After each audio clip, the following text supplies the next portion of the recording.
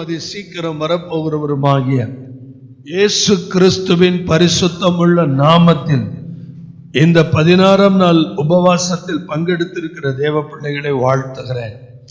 தானியேல் புத்தகம் 1ஆம் அதிகாரம் 8ஆம் வசனத்தில் தானியேல் ராஜாவின் போஜனத்தினாலும் அவர் பானம் பண்ணும் திராட்சை ரசத்தினாலும் தன்னை தீட்டுப்படுத்தலாகாது என்று தன் இருதயத்தில் தீர்மானம் பண்ணிக்கொண்டு தன்னை தீட்டுப்படுத்தாதபடி பிரதானிகளின் தலைவனிடத்தில் வேண்டிக் கொண்டார்.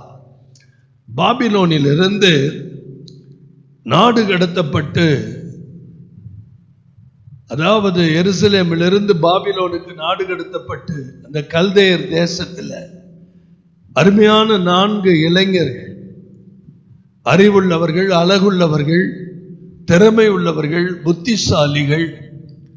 ஆனால் இவர்களுக்கு ராஜ போஜனம் கொடுக்க வேண்டும் என்று உத்தரவு இருந்தாலும் தானியேல் ராஜாவின் போஜனத்தினாலும் அவர் பானம் பண்ணும் திராட்சை ரசத்தினாலும் தன்னை தீட்டுப்படுத்தலாகாது என்று தன் இருதயத்தில் தீர்மானம் பண்ணிக்கொண்டு தன்னை தீட்டுப்படுத்தாதபடிக்கு பிரதானிகளின் தலைவனிடத்தில் வேண்டிக் கொண்டான். இன்றைய கர்த்தருடைய வார்த்தை இருதயத்தில் தீர்மானம். கிறிஸ்துக்குள் அன்பானவர்களே, ஆவிக்குரிய ஜீவியத்தில் இருதயத்தில் எடுக்கிற தீர்மானங்கள் தான் 100% நிறைவேறும். நான் எப்பயுமே சொல்லுவேன், மூளையில 100 வசனம் இருந்து இருதயத்துல 2 வசனம் இருந்தா 2 மார்க் தான். ஒருவேளை இருதயத்துல 50 வசனம் இருந்து மூளையில 10 வசனம் இருந்தா அவங்களுக்கு 50 மார்க் புரியும் நினைக்கிறேன். ஒரு தேவ மனுஷனுக்கு, ஒரு தேவ பிள்ளைக்கு கர்த்தருடைய வசனம், கர்த்தருடைய காரியம் இருதயத்தில் இருக்க வேண்டும். ஏன் தானியேல் இருதயத்தில் தீர்மானம் எடுத்தார்? எரேமியா புத்தகத்தில் நாம் வாசிக்கும் போது 17ஆம் அதிகாரம் 9ஆம் வசனம் இப்படி சொல்லுகிறது: இருதயமே மகா திருக்குள்ளது, இருதயமே திருக்குள்ளதும் மகா கேடுள்ளதுமாய் இருக்கிறது, எல்லாவற்றையும் பார்க்கலும் இருதயம். ஒரு மனிதனுடைய பேரை கெடுக்கிறதே இந்த இருதயம். ஒரு மனிதனுடைய பேரை உயர்த்துறதும் இந்த இருதயம். ஒரு நல்ல மனிதனை கெட்டவனாய் மாற்றுகிறது இந்த இருதயம். ஒரு கெட்ட மனிதனை கூட நல்லவனாய் மாற்றக்கூடியது இருதயம். எல்லாமே இருதயத்துல தான் இருக்கு. இன்னைக்கு எவ்வளவு இருதய பிரச்சனைகள் நம்ம வெளியில கேட்கிறோம், பார்க்கிறோம். தானியேலுக்குள்ள எவ்வளோ ஞானம் இருந்தால் அந்த இருதயத்துல தீர்மானம் எடுப்பார். அவருக்கு தெரிந்திருக்கிறது, இருதயமே எல்லாவற்றை பார்க்கலும் திருக்குள்ளதும் மகா கேடுள்ளதுமாய் இருக்கிறது. அதை அறியத்தக்கவன் யார்? இந்த மாலையில அதை அறிந்து கொள்ளும்படியாக சில காரியங்களை உங்களோடு பேச ஆசைப்படுகிறேன். ஆண்டவராக இயேசு கிறிஸ்து இந்த பூமியில இருந்த நாட்கள்ல மத்தேயு சுவிசேஷம் 15ஆம் அதிகாரம் 16 முதல் 20 வசனங்களை நாம் வாசிப்போமானால், ஆண்டவராகிய இயேசு கிறிஸ்து என்ன சொல்றார்? நீங்க இன்னும் உணர்வில்லாமல் இருக்கிறீர்களா அப்படின்னு சொல்லிட்டு 17ஆவது வசனத்துல சொல்றார், வாய்க்குள்ளே போகிறது எல்லாம் வயிற்றிலே சென்று ஆசன வழியாய் கழிந்து போ என்பதை நீங்கள் இன்னும் அறியவில்லையா? 18ஆவது வசனத்துல சொல்றாரு, வாயிலிருந்து புறப்படுகிறவைகள் இருதயத்தில் இருந்து புறப்பட்டு வரும், அவைகளே மனுஷனை என்ன செய்யுமா? தீட்டுப்படுத்தும். எப்படி எனில், இந்த மனித இருதயத்தில் இருந்துதான் பொல்லாத சிந்தனைகளும், கொலை பாதகங்களும், விபச்சாரங்களும், வேசித்தனங்களும், களவுகளும், பொய் சாட்சிகளும், தூஷணங்களும் புறப்பட்டு வரும். இவைகளே மனுஷனை என்ன செய்யும்? தீட்டுப்படுத்தும். நல்ல விளைக்கணும். கை கழுவாமல் சாப்பிடுறது மனுஷனை ஒரு நாள் என்ன பண்ணாது, தீட்டுப்படுத்த. அது ஆசன வழியாய் வெளியே போயிரும். ரொம்ப அழகா கர்த்தர் சொன்னார். மனிதனை தீட்டுப்படுத்துகிற காரியம் எது?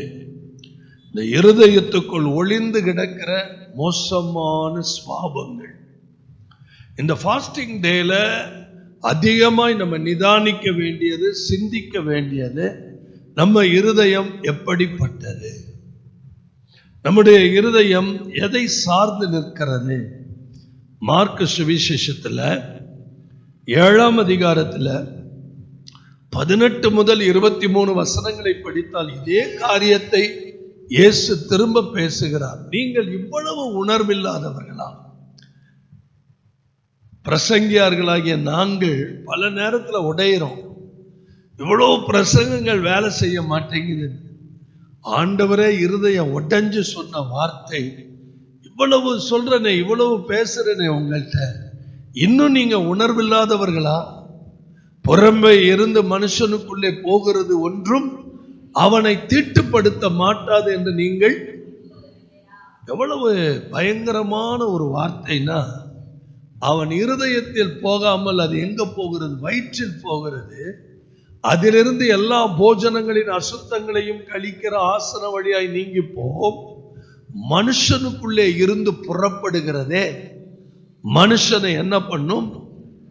The empty heart is the devil's workshop. அப்படிதான் இந்த உலகத்துல ஒரு பழமொழி இருக்குது. வெறுமையான இருதயம் பிசாசுடைய தொழிற்சாலை. வேத வாசிக்காம, ஜெபிக்காம, கர்த்தரை தேடாம இருக்கிற ஒரு ஆத்மா பிசாசு கையில பிடிபடும். அதுல சந்தேகமே இல்லை. இன்னைக்கு முரட்டாட்டங்கள் பெருகிருச்சு.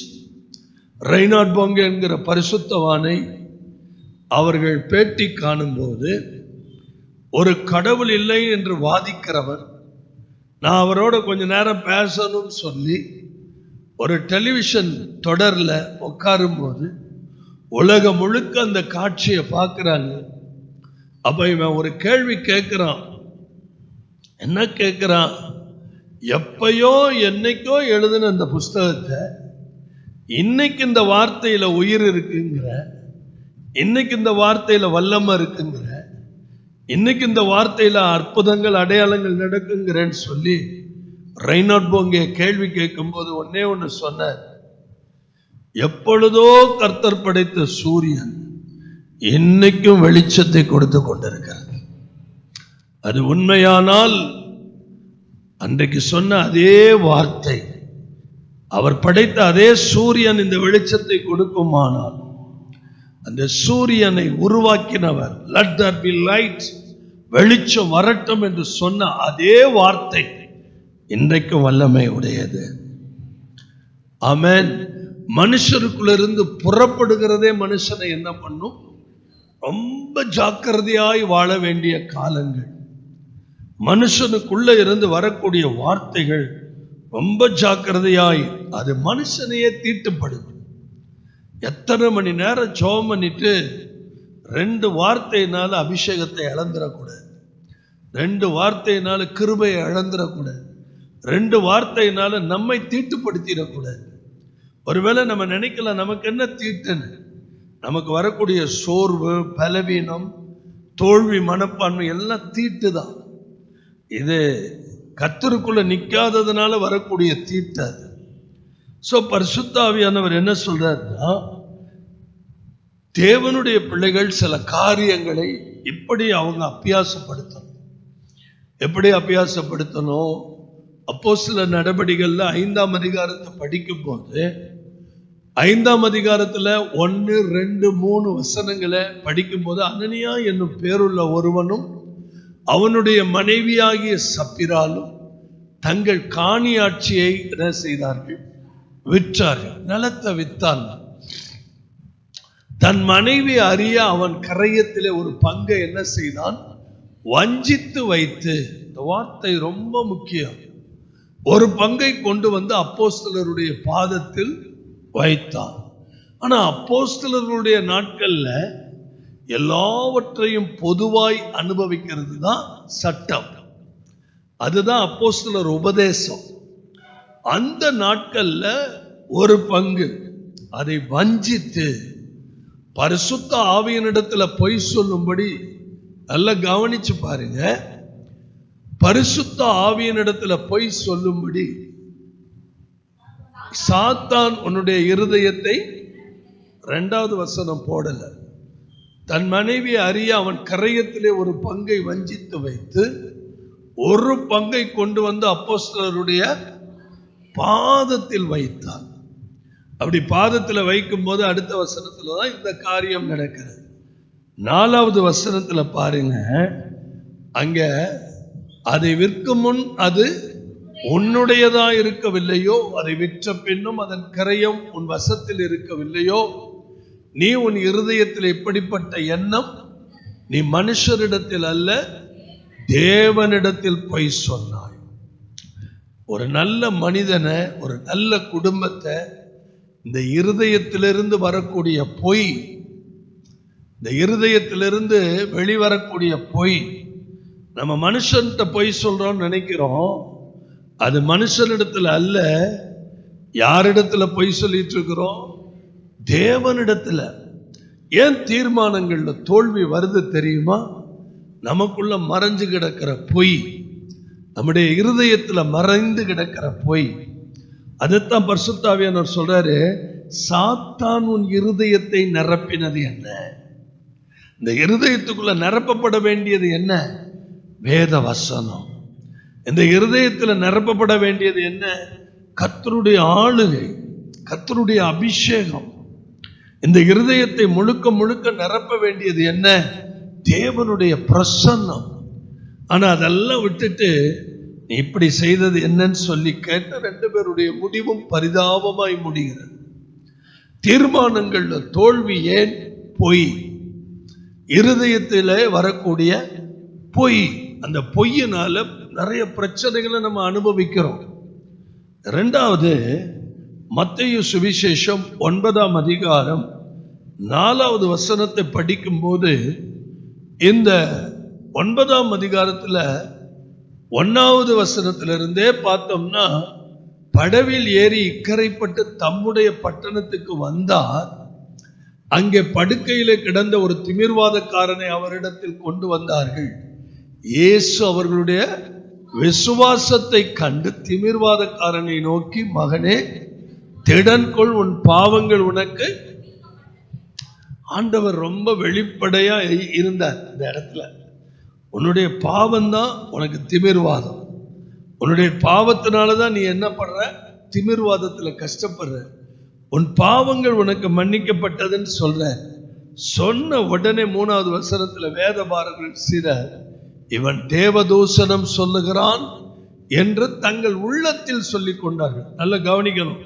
வாயை திறந்து வெளியரங்கமா பேசல, வெளிப்படையா பேசல, உள்ளத்துல சொல்லிக் கொண்டார்கள். நான் திருச்சபைக்கு நான் சொல்றேன், வெளியே சொன்னால் எவ்வளவு டிரான்ஸ்பரண்டா கர்த்தர்ட்ட இருக்கணும்னா, மனசுக்குள்ளே ஒருத்தனை திட்டிட்டு இருந்தாலும் கர்த்தர் பார்ப்பார். மனுஷனுக்கு மனதுக்குள்ளேயே முறுமுறுத்திட்டு இருந்தாலும் அதை தெய்வம் பார்ப்பார். இது அந்த தீர்மானங்களுக்கு ஏற்படக்கூடிய தோல்விகள். சோ அடுத்த வசனத்துல என்ன நடக்குது பாருங்க. இயேசு அவர் நினைவுகளை அறிந்து, நீங்கள் உங்கள் இருதயங்களில் பொல்லாதவைகளை சிந்திக்கிறது என்ன? தீர்மானத்தினுடைய முதல் தோல்வி பொய். தீர்மானத்தினுடைய 2வது தோல்வி, நம்முடைய வாழ்க்கையில பொல்லாதவைகளை நம்ம என்ன செய்கிறோம்? சிந்திக்கிறோம். நம்முடைய சிந்தனை மண்டலம் ரொம்ப ரொம்ப ரொம்ப ரொம்ப முக்கியம். ஒருவேளை நம்ம பாவம் செய்யாம இருக்கலாம், ஆனால் சிந்தனையினாலே கெடுவதற்கு வாய்ப்புகள் அதிகம். அப்ப அந்த சிந்தனை எப்படி இருக்கணும்? பவுல் பிலிப்பியருக்கு எழுதுறான், நீங்கள் இயேசு கிறிஸ்துவுக்குள் இருந்த சிந்தையே. இதே வசனத்தை அவ்வளவு சீக்கிரமா நம்ம கடந்து போயிட முடியாது. ஒவ்வொரு வசனமும் ஒரு என்சைக்ளோபீடியா மாதிரி. நம்ம அனுதின பயிற்சி எப்படி எடுக்கணும்னா, இந்த வசனத்தின்படி எனக்கு வாழ முடியல ஆண்டவரே, இந்த வசனத்தின்படி என்னால நிக்க முடியல, இந்த வசனத்தின்படி எனக்கு ஊழியம் செய்ய முடியல, இந்த வசனத்துல நான் தடுமாறுறேன், இந்த வசனத்துல ஆண்டவரே எனக்கு கடந்து போன எனக்கு ஒரு பயம் வருது, இந்த வசனத்தை படிக்கும்போது எப்படியாவது எனக்கு நீங்க என்ன பண்ணுங்க, உதவி செய்யுங்க. இதுதான் நம்முடைய அனுதின ஜெபமா இருக்கணும். ஒரு வசனத்தை ஆண்டவரே இந்த வசனத்தின்படி நான் மீறினாக்க எனக்கு கிடைக்க போற தண்டனை பயங்கரமா இருக்குமே, என்னுடைய நினைவுகளை எல்லாம் நீங்க அறிந்திருக்கிறீங்களே, ஒருவேளை வெளியில நான் நல்லவனா இருக்கலாம், கர்த்தருக்கு ஸ்தோத்திரம்.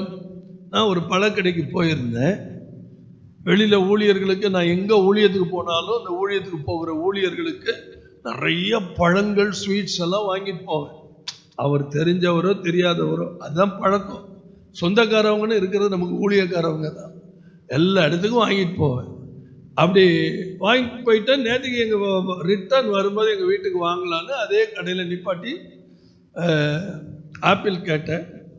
அவர் சொன்ன வேணாம் சார், நல்லா இல்லை சார் அப்படின்னு. சரி, அடுத்த நாள் போனேன். பரவாயில்ல சார், இப்போ நல்லா வந்திருக்குன்னு. வெளியில் பார்க்க அவ்வளோ அழகாக இருந்துச்சு ஆப்பிள். வீட்டில் வந்து நறுக்குனா உள்ள எல்லாம் ப்ரௌன் கலரில் இருக்கு, எல்லாம் உள்ளுக்குள்ளே பூரா எப்படி இருக்குது. நிறைய நேரங்களில் வெளியில் நல்லா இருக்கிற எல்லாம் நல்லா இருக்கிற மாதிரி இருக்கு, அந்த உள்ளுக்குள்ளே இருக்கிறது தான் பிரச்சனை. இந்த உள்ளுக்குள்ளே இருக்கிறது தான் நமக்கு வியாதியை கொண்டு வருது, இந்த உள்ளுக்குள்ளே இருக்கிறது தான் பலவீனத்தை கொண்டு வருது. அல்லேலூயா. இயேசு அவர் நினைவுகளை அறிந்து, நீங்கள் உங்கள் இருதயங்களில் இந்த தீர்மானத்தில் ஏற்படக்கூடிய தோல்விக்கு முதல் காரியம் போய் நம்ம சரியா இருக்கணும். உங்கள் இருதயங்களில் பொல்லாதவைகளை சிந்திக்கிறது என்ன, இது வந்து ஒரு தீர்மானத்துக்கு ஏற்படக்கூடிய தோல்வி.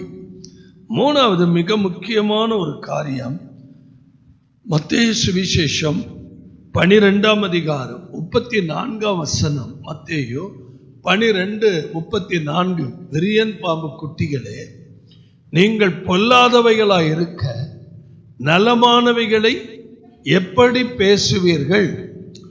இருதயத்தின் நிறைவினால் வாய் பேசும். இந்த மூணாவது ரொம்ப முக்கியமான காரியம், நம்முடைய இருதயத்தை நிறைத்திருக்கிறது எது, அதை டெய்லி நம்ம செக் பண்ணணும். அல்லேலூயா.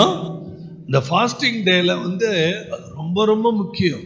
இந்த உபவாச நாட்கள்ல வசனத்தினால நம்ம நிரப்பப்பட்டுக்கிட்டே இருக்கணும்.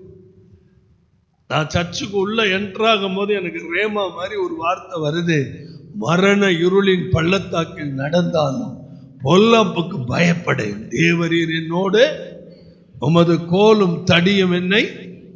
மரணம் நெருங்கிருச்சு, பாதாளம் நெருங்கிருச்சு, ஐயோ நான் என்ன பண்ண போறேன்? ஒரு நம்பிக்கை இருக்குது, பொல்லாப்புக்கு பயப்படேன், தேவரீர் என்னோடு கூட இருக்கிறேன். இந்த ஒரு வசனம் அப்படியே நம்மை தூக்கி நிறுத்திடும். இந்த ஒரு வசனம் நம்ம உயிரை பாதுகாக்கும். இந்த ஒரு வசனம் நம்ம குடும்பத்தை வாழ வைக்கும். இந்த ஒரு வசனம் கர்த்தரை மகிமைப்படுத்தும். Praise the Lord. அல்லேலூயா. ஆண்டவரே, இந்த மாலை வேளையில என் இருதயத்தில் ஒரு தீர்மானம், தேவரீர் என் வாழ்க்கையில இந்த காரியத்தை செய்வீரானால் நிச்சயமா இந்த காரியத்தை நான் செய்வேன்.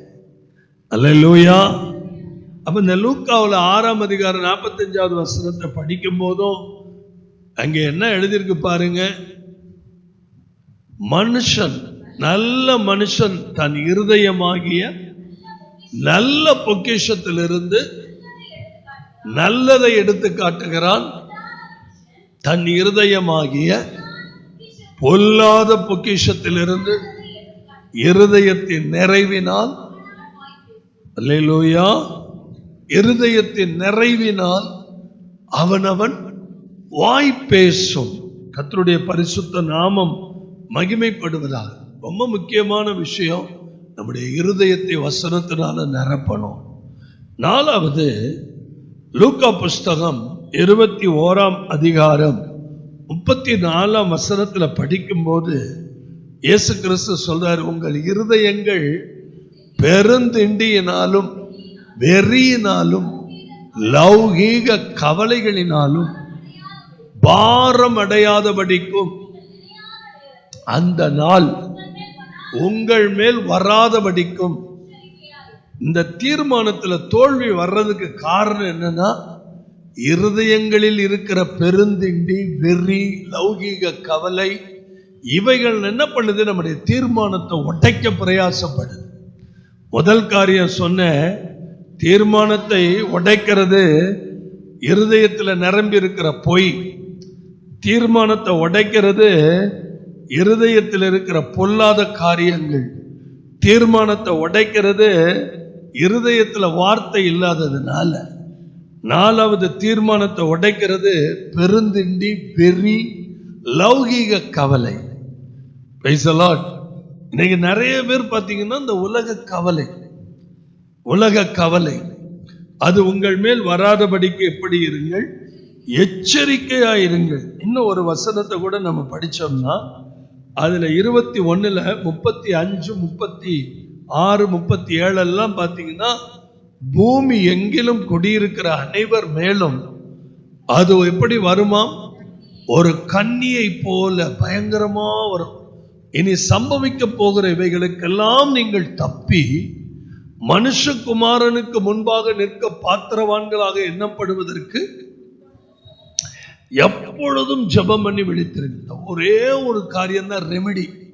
ஏசப்பாவுக்கு முன்னாடி நம்ம நிக்கணும். எனக்கு இந்த ஜீவனை கொடுத்தது எதுக்காக? எப்பயோ மரித்திருக்கணும். எத்தனையோ ஆக்சிடென்ட், எத்தனையோ பயங்கரம், இன்ன வரைக்கும் கர்த்தர் எடுத்து தூக்கி நிறுத்துறது எதுக்காக? அவர் நாமத்துக்காக மட்டும்தான். அவருடைய நாமத்துக்கு சாட்சியா இருக்கத்தான் ஆண்டவர் தூக்கி எடுத்திருக்கிறார். இனி சம்பவிக்க போகிறவைகளுக்கெல்லாம் நீங்கள் தப்பி மனுஷகுமாரனுக்கு முன்பாக நிற்க பாத்திரவான்களாக எண்ணப்படுவதற்கு எப்பொழுதும் எப்படி இருங்க? ஜெபம் பண்ணி விழித்திருங்கள். அல்லேலூயா. ஜெபமே பிரதானம். எந்த ஒரு காரியத்துக்கும் நீங்க ஜெபிக்கணும். அல்லேலூயா. எந்த ஒரு காரியமும் ஜெபத்தினால மட்டும்தான் சரியாகும். மனுஷகுமாரனுக்கு முன்பாக நிற்க எங்க போய் நிக்கணும்? நம்ம மரித்தால் கர்த்தர்ட்ட போய் நிக்கணும். நிற்க பாத்திரவான்களா எண்ணப்படுவதற்கு எப்பொழுதும் ஜெபம். ஜெபத்தை விடாதீங்க. நான் கண்ணீரோட சொல்றேன், அத்தனை பிரச்சனைகளுக்கு ஒரு முடிவு ஜெபம்தான். அல்லேலூயா. அந்தரங்கத்தில் பார்க்கிற பிதா வெளியரங்கமா பலன் கொடுப்பார். தேவைகளுக்காக மட்டும் தேவனை தேடுற பழக்கத்தை வச்சுக்காதீங்க. எப்பொழுதும் தேவனை சார்ந்தே நில்லுங்க. கர்த்தரே என் நம்பிக்கை. அல்லேலூயா. ஐந்தாவது முக்கியமான காரியம், எபேசியர் 5ஆம் அதிகாரம் 19வது வசனம். எபேசியர் 5ஆம் அதிகாரம் 19வது வசனம். சங்கீதங்களினாலும் கீர்த்தனைகளினாலும் ஞான பாட்டுகளினாலும் ஒருவருக்கொருவர் புத்தி சொல்லிக் கொண்டு, எதுலங்க? இருதயத்தில் கர்த்தரை பாடி. நல்ல கவனிக்கணும். முதல் குறிப்பு சொன்ன இருதயத்துல போய், இரண்டாவது குறிப்பு சொன்ன இருதயத்துல பொல்லாதவைகள், மூணாவது குறிப்பு சொன்ன இருதயத்துல வார்த்தை இல்லை, நாலாவது குறிப்பு சொன்ன இருதயத்துல பெருந்திண்டி, கவலை, லௌகீக இச்சை, ஐந்தாவது காரியம் சொன்ன இருதயத்தில் யாரை பாடணுமா? கர்த்தரை பாடி என்ன பண்ணணுமா? கீர்த்தனம் பண்ணி. அடுத்த வசனம் என்ன சொல்லுது? நம்முடைய கர்த்தராகிய இயேசு கிறிஸ்துவின் நாமத்தினாலே எப்பொழுதும் எல்லாவற்றிற்காகவும் பிதாவாகிய தேவனை ஸ்தோத்தரித்து ஒருவருக்கொருவர் என்ன செய்யுங்கள். இது ரொம்ப இம்பார்ட்டன்ட். ஏன்னா நம்ம ஆண்டவருக்கு எல்லாருடைய இருதயமும் தெரியும். அல்லேலூயா. அப்போஸ்தலர் 15:8 படிச்சா, எல்லாருடைய இருதயங்களையும் அறிந்திருக்கிறவர், அவருக்கு எல்லாருடைய இருதயங்களையும் தெரியும். ஆமென். எல்லாருடைய இருதயங்களையும் அவர் பார்க்கிறார். நான் நேர ஆறாவது குறிப்புக்கு போறேன். நல்ல கவனிங்க. ஆறாவது குறிப்புல கர்த்தருக்கு ஸ்தோத்திரம். ரோமர் 10ஆம் அதிகாரம் 8ஆம் வசனம், 9ஆம் வசனம், 10ஆம் வசனம். இந்த வார்த்தை உனக்கு சமீபமாய் உன் வாயிலும் நல்ல கவனிங்க. இந்த வார்த்தை நீங்கள் கையில வச்சிருக்கிற வேதம், இந்த வார்த்தை உங்களுக்கு சமீபமாய் வாயிலும் இருதயத்திலும் இருக்கிறது என்று சொல்லுகிறது. இந்த வார்த்தை நாங்கள் பிரசங்கிக்கிற விசுவாசத்தின் வார்த்தை. அல்லேலூயா. நாங்க பிரசங்கிக்கிற விசுவாசத்தின் வார்த்தை. அடுத்த வசனம் பாருங்க. ஏனென்றால் கர்த்தராகிய இயேசுவை நீ உன் வாயினாலே அறிக்கையிட்டு இருதயத்திலே விசுவசித்தால். அப்ப தோல்வி எங்க வருது? தீர்மானத்துல ஏன் தோல்வி வருது? நம்முடைய விசுவாச இருதயத்துல இல்ல. தோல்வி மனப்பான்மை ஏன் வருது? இருதயத்துல விசுவாசம் இல்ல. இருதயத்துல விசுவாசம் இல்லாததுனாலதான் நமக்கு தோல்வி வருகிறது. அந்த 9க்கு அடுத்து 10, 11 அந்த 2 வசனத்தையும் பாருங்க. நீதி உண்டாக, அதுதான் ஃபேக்ட். நமக்குள்ள ஒரு ஜெயம் வரணும், ஒரு வெற்றி வரணும். அப்படின்னா இருதயத்துல என்ன பண்ணணும்? விசுவசிக்கணும். ரட்சிப்பு உண்டாக என்ன பண்ணணும்? நமக்கு ஏன் ஆண்டவர் இப்படி அருமையான ஒரு வாயை கொடுத்திருக்கிறார்? தினந்தோறும் சொல்லணும், தினந்தோறும் ஆண்டவரிடத்துல பேசணும். ஆண்டவரே, நீர் என்னை வெறுமையாய் விடமாட்டீர். ரூத்தை விடவாங்க, நகோமியை விடவாங்க, போன இடத்துல ஜெயம் இல்லாம புருஷனை பறிகொடுத்து, பிள்ளைகளை பறிகொடுத்து, வாழ்க்கையே சூனியம். இதெல்லாம் கர்த்தர் நமக்கு தான் எழுதி வச்சிருக்கிறார். ஆவியானவர் நமக்கு தான் எழுதி வச்சிருக்கிறார். இந்த ராத்திரி தீர்க்க தரிசனமா நான் சொல்றேன். வாழ்க்கையே சூனியமா போயிருச்சு. எதிர்காலமே இல்லை, நம்பிக்கையே இல்லை, வாழ வழியே இல்லை, என்ன செய்யறதுன்னே தெரியல. சொந்த ஊருக்கு போயிடலாம், திரும்ப பெத்லகேமுக்கு போயிடலாம், அதுதான் நம்முடைய முடிவுன்னு வரும்போது கர்த்தர் வெறுமையா விட்டாரா? அந்த மகிமையை திரும்ப வரப்பண்ணினார். அந்த இழந்து போன மகிமையை திரும்ப வரப்பண்ணினார். 10 நாள் உபத்திரவப்படுவீங்க. லேசான உபத்திரவம், கொஞ்ச கால உபத்திரவம், கொஞ்ச கால சோதனை, கொஞ்ச காலம் நம்ம அனுபவிக்கிற பலவிதமான போராட்டம், அதுக்கெல்லாம் முற்றுப்புள்ளி வைக்க தேவன் வல்லவர். நீதி உண்டாக இருதயத்துல நம்பணும். ஆண்டவரே, என் நம்பிக்கை வீண் போகாது, என் ஜெபம் வீண் போகாது, என் கண்ணீர் வீண் போகாது, என் முயற்சி வீண் போகாது, என்னுடைய முழங்கால் வீண் போகாது. நீர் எனக்காக ஏதோ ஒன்று செய்ய போகிறீர். நீர் செய்கிற கர்த்தர். அல்லேலூயா. நீங்க செய்யாம யார் செய்வார்? நீதி உண்டாக இருதயத்திலே விசுவசிக்கணும். ரட்சிப்பு உண்டாக வாயினாலே நம்முடைய அறிக்கை, விசுவாச அறிக்கை, அது எந்த அளவுக்கு நமக்கு இருக்குதோ அந்த அளவுக்கு ஜெயம். அது இல்லாத போதுதான் நம்ம தோல்வி தீர்மானத்தில் தோற்று போறோம். அல்லேலூயா. ஆமென். 7வது காரியம், நிறைய சொல்லிட்டே போலாம், இதோட போதும். 7வது காரியம், யோவான் புஸ்தகம் 13ஆம் அதிகாரம் 2வது வசனம். சீமோனின் குமாரனாகிய யூதாஸ்காரியோத் அவரை காட்டிக் கொடுக்கும்படி அவன் இருதயத்தை தூண்டின பின்பு. எல்லாரும் நல்ல கவனிங்க. நிறைய விஷயங்கள்ல நம்ம தோல்வி அடைகிறதுக்கு காரணம், தீர்மானத்துல தோல்வி அடைகிறதுக்கு காரணம், பிசாசு தூண்டின உடனே நம்ம என்ன பண்ணிடுறோம்? முதல்ல தூண்டுவான். இப்படி சொன்னா உங்களுக்கு புரியும். முதல்ல தூண்டில் போடுவான், தூண்டுவான், தூண்டில் போடுவான். அதுக்கப்புறம் யூதாஸ் உள்ளுக்குள்ளே வந்துட்டான் பாருங்க. 13:27 பாருங்க. 13:27 பாருங்க. கையில கொடுக்கிற பிரெட், அப்பத்தை கொடுத்த உடனே எவ்வளவு வேதனை இல்லை? அவன் யாருங்க? ஆண்டவருடைய சீஷன். எனக்கு எங்க அழுக வந்துச்சுன்னா, அப்போஸ்தலர் பணியில 11 சீஷர்கள் நிற்கும் போது பக்கத்துல யாரு இல்லை.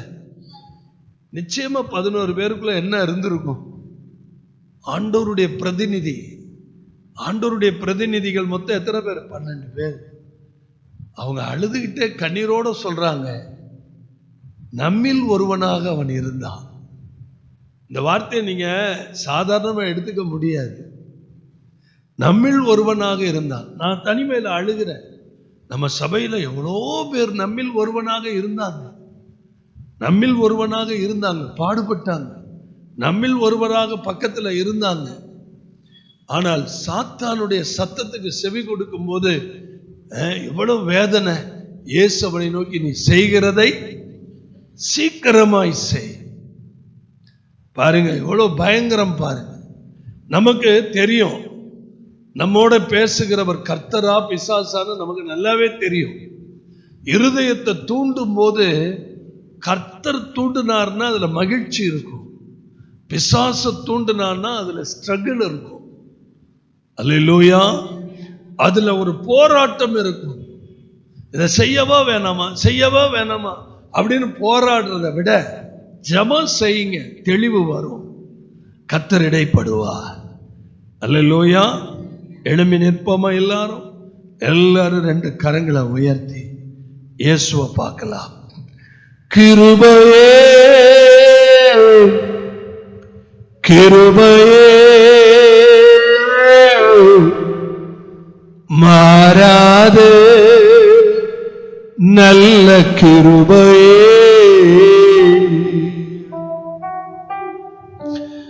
கிருபையே கிருபையே மாறாது நல்ல கிருபையே, உங்க கிருபைதான் என்னை தாங்குகின்றது, உங்க கிருபைதான் என்னை நடத்துகின்றது, உங்க கிருபைதான் என்னை தாங்குகின்றது, உங்க கிருபைதான் என்னை நடத்துகின்றது. கிருபையே மாறாது, ஓ கிருபையே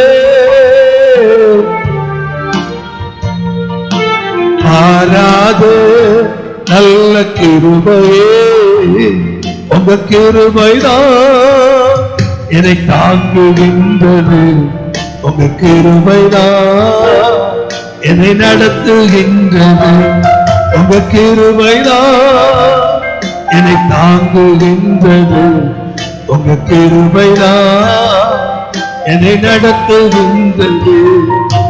உடைக்கப்பட்ட நேரத்தில் எல்லாம் என்னை உருவாக்கின கிருபை இது. உடைக்கப்பட்ட நேரத்தில் எல்லாம் என்னை உருவாக்கின கிருபை இது. கிருபையே கிருபையே மாறாது நல்ல கிருபையே, கிருபையே கிருபையே மாறாது நல்ல கிருபையே, உங்க கிருபைதான் என்னை தாங்குகின்றது, உங்க கிருபைதான் என்னை நடத்துகின்றது, உங்க கிருபைதான் என்னை தாங்குகின்றது, உங்க கிருபைதான் என்னை நடத்துகின்றது. சோர்ந்து போன நேரத்தில் எல்லாம் என்னை சூழ்ந்து கொண்ட கிருபை இது.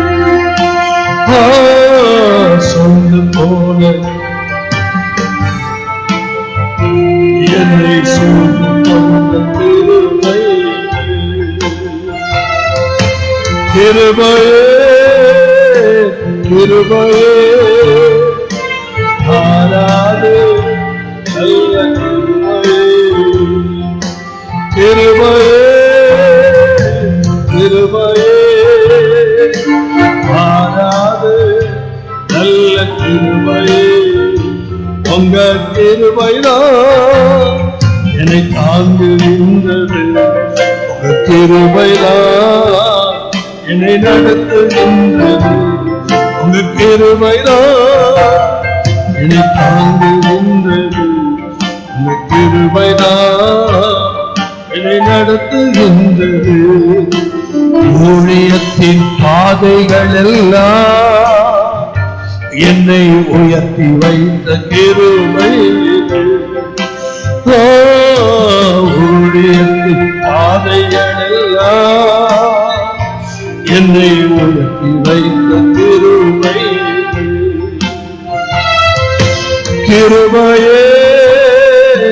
கிருபையே மாறாது நல்ல கிருபையே கிருபையே கிருபையே மாறாது நல்ல கிருபையே உங்க கிருபைதான் என்னை தாங்குகின்றது உங்க கிருபைதான் என்னை நடத்துகின்றது உங்க கிருபைதான் என்னை தாங்குகின்றது உங்க கிருபைதான்.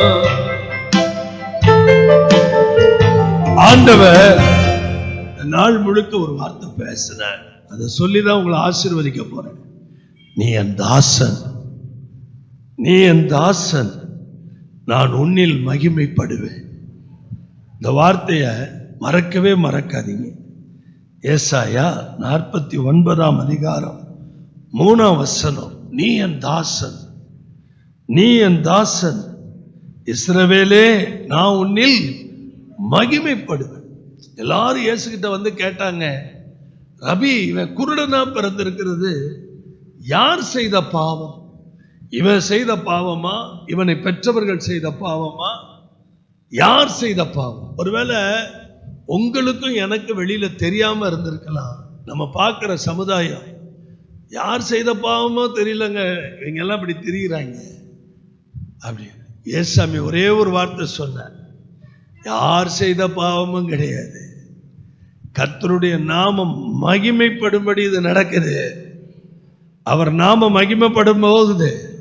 நீ என் தாசன், நீ என் தாசன். அதை சொல்லி பாருங்களேன் ஒரு தடவை வாயில. நீ என் தாசன், இஸ்ரவேலே நான் உன்னில் மகிமைப்பட போகிறேன். இந்த இரவு உங்கள் மூலமா அவர் மகிமைப்படட்டும். கண்களை மூடி ஸ்தோத்திரம் பண்ணுங்க, நல்ல ஸ்தோத்திரம் பண்ணுங்க, சத்தத்தை உயர்த்தி ஸ்தோத்திரம் பண்ணுங்க. என் மூலமா நீங்க மகிமைப்படணும் ஆண்டவரே, என் மூலமா நீங்க மகிமைப்படணும், எனக்குள்ள இருந்து மகிமைப்படணும், என்னால நீங்க மகிமைப்படணும், என் குடும்பத்துல மகிமைப்படணும், என் வாழ்க்கையில மகிமைப்படணும், என் ஜீவியத்துல மகிமைப்படணும், நான் வேலை செய்கிற இடத்துல நீங்க மகிமைப்படணும். ஒரு நாள் நீங்க எங்களை வெட்கப்படுத்த மாட்டீங்க, ஒரு நாள் நீங்க எங்களை அவமானப்படுத்த மாட்டீங்க. எந்த இடத்துல நான் அவமானப்பட போவது இல்லை ஆண்டவரே, என்னில் நீங்க மகிமைப்பட போறீங்க. அதை திரும்ப திரும்ப சொல்லுங்க, என்னில் நீங்க மகிமைப்பட போறீங்க ஆண்டவரே. என்னுடைய தீர்மானத்துல நீங்க மகிமைப்பட போறீங்க ஆண்டவரே. உங்க நாம மகிமைப்படுவதாக. ஸ்தோத்திரம் ஆண்டவரே. நல்ல தகப்பனே, இந்த மாலை வேலைக்காய் ஸ்தோத்திரம். எங்களோடு பேசினதற்காய் நன்றி. உடைய வார்த்தைகளின் மூலமாய் ஸ்திரப்படுத்துங்க. எல்லா மகிமை நாங்கள் உமக்கு தருகிறோம். மீட்பர் இயேசுவின் மூலம் பிதாவே.